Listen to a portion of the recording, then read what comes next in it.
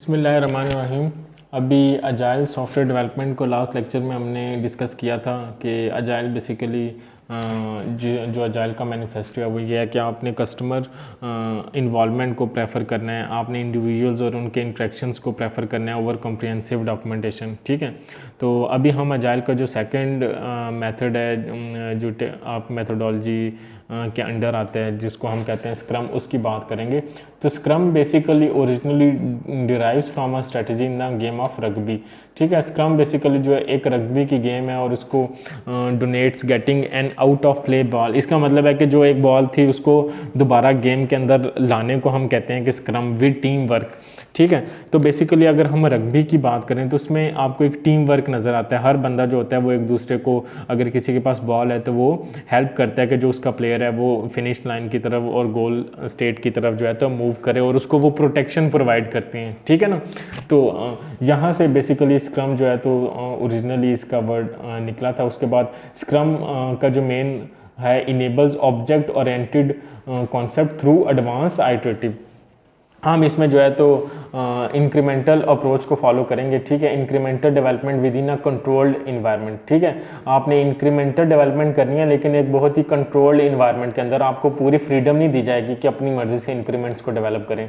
अब it allows organisation to build the best possible object oriented systems possible. और organisation जो है तो बहुत अच्छे जो है तो ऑब्जेक्ट ओरिएंटेड बेस्ड सिस्टम्स को जो है वो डेवलप कर सकती है। अब scrum is one of many different types of agile के जो सॉफ्टवेयर डेवलपमेंट के जो फ्रेमवर्क्स हैं उसमें एक आप ये समझ लें कि जो फ्रेमवर्क है वो स्क्रम के that can be use in a real world to deliver working software, जिसको हम यूज़ कर सकते हैं वर्किंग सॉफ्टवेयर को डिलीवर करने के लिए। ठीक है, और scrum is an agile process framework that allow organisation to continuously direct the software the project towards early delivery of real business value through the frequent and regular delivery of high quality software। कि agile का जो framework है scrum, इसको use करते हुए organisations के पास ये एक फैसिलिटी आती है कि वो एक वर्किंग सॉफ्टवेयर जो है उसको with in the time frame deliver कर सकें और अर्ली डिलीवर कर सकें कि जो बिज़नेस नीड्स हैं जो कस्टमर्स की वो पूरी हो सकें और इसके साथ साथ जो हमारे इंक्रीमेंट्स की जो क्वालिटी है वो भी अप टू मार्क होनी चाहिए। तो अब फर्दर अगर हम मूव करें तो scrum approach is a general agile method but it is focusing on managing the iterating. ये बेसिकली जो इंक्रीमेंट्स है उसको कैसे मैनेज करना है उसके ऊपर अजाइल का जो फोकस होता है। अगर हम एक्सपी की बात करें ना तो एक्सपी में मैनेजिंग इंक्रीमेंट्स को मैनेज कैसे करना है इसके ऊपर इतना ज़्यादा फोकस नहीं है, लेकिन स्क्रम बेसिकली इस चीज़ को इंश्योर करता है कि इंक्रीमेंट्स में अगर काम होगा तो कैसे होगा। अब स्क्रम के 3 फेजेस हैं जिसको हम कह रहे हैं outline planning phases, where you सबसे पहला फेज़ तो प्लानिंग का आ जाता है जिसमें हम ये डिसाइड करते हैं कि ऑब्जेक्टिव्स क्या हैं प्रोजेक्ट के and the design and the software architecture और सॉफ्टवेयर का क्या डिज़ाइन होगा। फिर उसके बाद स्प्रिंट साइकिल्स की हम बात करेंगे और स्प्रिंट को हम देखते हैं। स्प्रिंट एक टाइम फ्रेम होता है कि अगर आपने क्लाइंट को 30 डेज़ के बाद एक इंक्रीमेंट देना है तो हम कहेंगे कि ये 30 डेज़ का एक स्प्रिंट होगा। अगर हम कहते हैं कि क्लाइंट को 60 डेज़ के बाद एक इंक्रीमेंट देना है या क्लाइंट को वर्किंग सॉफ्टवेयर देना है तो हम कहेंगे कि वो 60 डेज़ का एक स्प्रिंट पीरियड होगा। ठीक है, उसके बाद प्रोजेक्ट क्लोजर फेज़ आ जाता है कि जब प्रोजेक्ट को रैपअप करना है, प्रोजेक्ट को क्लोज करना है, क्लाइंट के साथ एक्सेप्टेंस टेस्ट होगा तो वो हमारा थर्ड फेज़ आ जाता है स्क्रम के अंदर जिसको प्रोजेक्ट क्लोजर फेज़ कहते हैं। अब कुछ टर्मिनोलॉजीज़ हैं जिनको अंडरस्टैंड करेंगे तो हमें स्क्रम का जो एक डायग्राम है वो हमें समझ आ जाएगी। सबसे पहले तो प्रोडक्ट ओनर। ठीक है, प्रोडक्ट ओनर मतलब जिसके लिए हम प्रोडक्ट बना रहे हैं उसको हम कहेंगे कि प्रोडक्ट ओनर है, जो नॉर्मली हमारा कस्टमर है, एंड यूज़र भी हो सकता है। फिर स्क्रम मास्टर। स्क्रम मास्टर वो बंदा होता है जो पूरा स्क्रम के प्रोसेस को कंट्रोल कर रहा होता है, इसको हम टीम लीडर भी कहते हैं। ये हर एक चीज़ को मॉनिटर करता है कि जो हमने चीज़ें प्लान की थी उसके मुताबिक काम हो रहा है या नहीं हो रहा। फिर उसके बाद स्क्रम की टीम आ जाती है जो डेवलपमेंट टीम है जिसने कोडिंग करनी है। ठीक है, उसको हम स्क्रम टीम कहते हैं। फिर स्प्रिंट की बात आएगी। स्प्रिंट का मतलब है अगर हम 30 डेज़ के बाद हम कहते हैं कि क्लाइंट को एक वर्किंग इंक्रीमेंट दिखाएंगे तो 30 डेज़ का को हम कहेंगे ये एक स्प्रिंट का पीरियड है। ठीक है, फिर डेली स्क्रम का मतलब है कि जब एक दिन ख़त्म हो जाएगा तो हर दिन के बाद एक मीटिंग होगी और उसमें बताया जाएगा कि टीम ने क्या काम किया और हमने जो अपने वो रखे थे ऑब्जेक्टिव्स रखे थे उस ऑब्जेक्टिव के मुताबिक हम काम कर रहे हैं या नहीं कर रहे। या at the end of day जो स्क्रम मास्टर होगा वो ये पूछेगा कि किस बंदे को क्या प्रॉब्लम्स आ रही हैं कि हम उसको सॉर्ट आउट करें, बजाय इसके कि 30 दिन के बाद पता चले कि इस चीज़ में काम नहीं हो सकता, तो पहले इन चीज़ों को सॉर्ट आउट कर लिया जाए। तो उस चीज़ को हम डेली स्क्रम कहते हैं, इस चीज़ को हम डेली स्क्रम मीटिंग भी कहते हैं। फिर प्रोडक्ट बैकलॉग में आ जाती हैं हमारे पास वो सारी रिक्वायरमेंट जो हमने एक प्रोडक्ट के अंदर डेवलप करनी होती हैं, ठीक है। फॉर एग्जांपल मैं कहता हूँ पहले नंबर पे यूज़र इंटरफेस, दूसरे नंबर पे फॉर एग्जांपल डेटाबेस का डिज़ाइन है, तीसरे नंबर पे कोई और रिक्वायरमेंट है, रिक्वायरमेंट 4 है, ठीक है। फिर चौथे नंबर पे रिक्वायरमेंट 5 है, R5।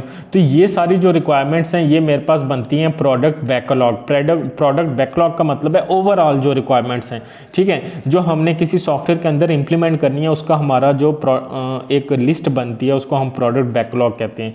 उसके बाद आ जाता है स्प्रिंट बैकलॉग। स्प्रिंट बैकलॉग का मतलब है जो हमने इंक्रीमेंट्स में काम करना है, जैसे ये 30 डेज़ का एक हमारा स्प्रिंट होगा, तो पहले 30 दिन के अंदर हमने किस रिक्वायरमेंट को पूरा करना है। मैं कहता हूँ पहले 30 दिन हम रिक्वायरमेंट 1 पे काम करेंगे, फिर दूसरे 30 दिन रिक्वायरमेंट 2 पे काम करेंगे, तीसरे 30 दिन रिक्वायरमेंट 3 पे काम करेंगे, और फोर्थ मंथ जो आएगा उसमें रिक्वायरमेंट 5 पे काम करेंगे, ठीक है। तो इस चीज़ को हम कहते हैं स्प्रिंट बैकलॉग के। एक जो 30 दिन का स्प्रिंट होता है उसमें हमने क्या चीज़ें इंप्लीमेंट करनी है, वो प्लान जो होता है उसको हम स्प्रिंट बैकलॉग कहते हैं। और उसके बाद आते हैं स्क्रम मीटिंग रूल्स, और स्क्रम के जो मीटिंग होगी, जो प्रोजेक्ट जो स्क्रम मास्टर करेगा उसके रूल्स कुछ होंगे, डिफाइंस होंगे।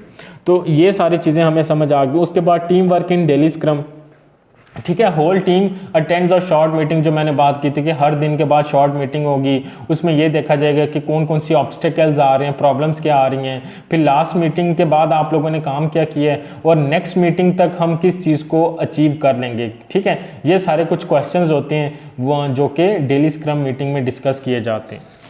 अब उसके बाद स्क्रम मास्टर का रोल क्या होता है, फैसिलिटेटर होता है। वो कोई भी अगर रिक्वायरमेंट है टीम की, वो उसको जो डिफरेंट फॉर एग्जांपल रिसोर्सेज चाहिए, कोई हार्डवेयर या सॉफ्टवेयर, तो वो उनको प्रोवाइड करता है, ठीक है। डेली मीटिंग्स करता है, फिर ट्रैक द बैकलॉग, और वो ये देखते हैं कि जो 30 डेज़ का स्प्रिंट बैकलॉग है उसके अंदर जो चीज़ें प्लान की थी उसके मुताबिक काम हो रहा है, और प्रोडक्ट बैकलॉग के अंदर जो चीज़ें थी उसके मुताबिक काम हो रहा है। वो चीज़ों को इंश्योर करता है कि वो टाइमली एग्जीक्यूट हो। Product owner responsible for project managing, controlling and making visible product backlog list. Product owner वही बंदा है, ठीक है, जिसको आप ओवरऑल प्रोडक्ट मैनेजर भी कह सकते हैं, कि जो बताता है कि हमने किस किस चीज़ को या क्लाइंट की क्या रिक्वायरमेंट है। स्क्रम टीम में टीम आ जाती है जिसने इन सारी चीज़ों को इम्प्लीमेंट करना है, और वो इन सारी चीज़ों को देखते हैं कि इसमें टाइम कितना लगेगा, और यही चीज़ें टीम ही क्रिएट करती है कि एक 30 दिन के अंदर उन्होंने किस चीज़ को इम्प्लीमेंट करने। फिर कस्टमर आ जाता है जो हर एक टास्क में इन्वॉल्व होता है। कस्टमर को पूरे 30 दिन जो स्प्रिंट का टाइम होता है आपने कस्टमर को इन्वॉल्व रखना है, ठीक है। उसके बाद मैनेजमेंट आ जाती है जो फाइनल डिसीजंस लेती है कि उसने कैसे इस सारी चीज़ों को कैरी ऑन करना है। अब ये हमारे पास एक डायग्राम है। सबसे पहले आ जाएगा प्रोडक्ट बैकलॉग, ठीक है ना, जिसमें हम लिस्ट को देखेंगे कि 1 2 3 4 5 6 7 ये 8 फॉर एग्जाम्पल ये 8 रिक्वायरमेंट्स हैं जो एक प्रोडक्ट के अंदर हमें चाहिए, ठीक है। उसके बाद team select starting at top as much as it can commit to deliver by end of sprint. अब टीम क्या करती है, फॉर एग्जांपल ये पहली रिक्वायरमेंट यहाँ से पिक करेगी और उसको यहाँ पे लाएगी, और जो 30 दिन का एक स्प्रिंट पीरियड होगा ना उसके लिए डिसाइड करेगी कि ये फर्स्ट रिक्वायरमेंट को हमने कितने स्टेप्स में ब्रेक डाउन करने हैं कि हम 30 डेज़ के अंदर इसको कंप्लीट कर सकें।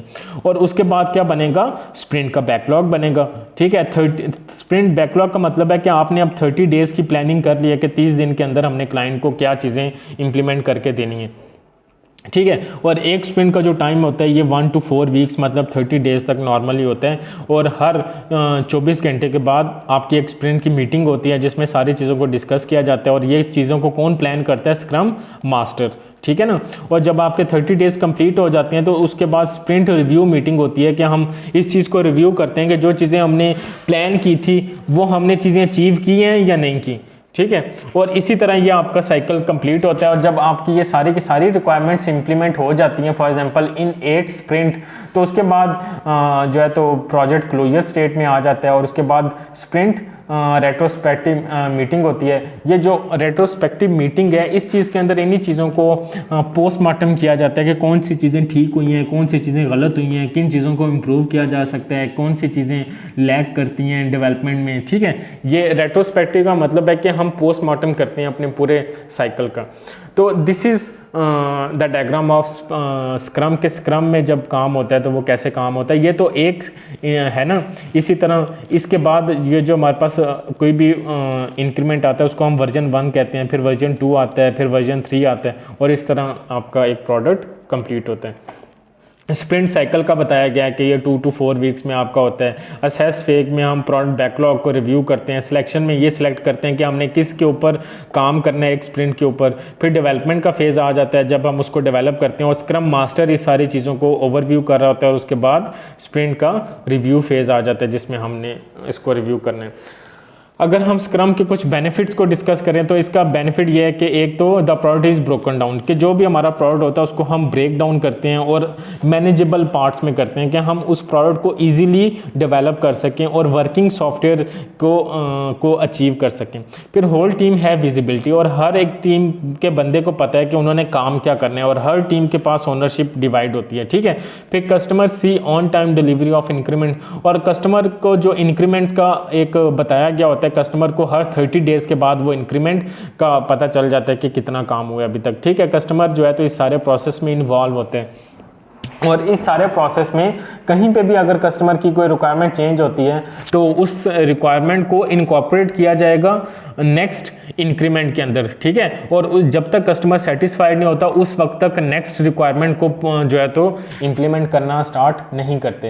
अब trust between customer end developer is established, customer और डेवलपर्स का जो एक ट्रस्ट लेवल होता है वो इम्प्रूव होता है बाय यूजिंग स्क्रम। तो ये कुछ बेनिफिट्स हैं। आजकल की जो चेंजिंग रिक्वायरमेंट है जिसमें हम प्रोजेक्ट्स को आउटसोर्स करते हैं, तो उसमें भी जो स्क्रम है वो बहुत ज़्यादा एक फिजिबल है कि हम स्क्रम को यूज़ करें, और स्क्रम क्योंकि एक फ्लेक्सिबल है जिसमें डॉक्यूमेंटेशन जो है जिसमें काफ़ी ज़्यादा हमारा टाइम वेस्ट होता है वो बहुत ही मिनिमम है। तो this is the end of our today's lecture. इसमें अगर किसी को कोई प्रॉब्लम है तो आप लोग क्वेश्चन पूछ सकते हैं। Thank you.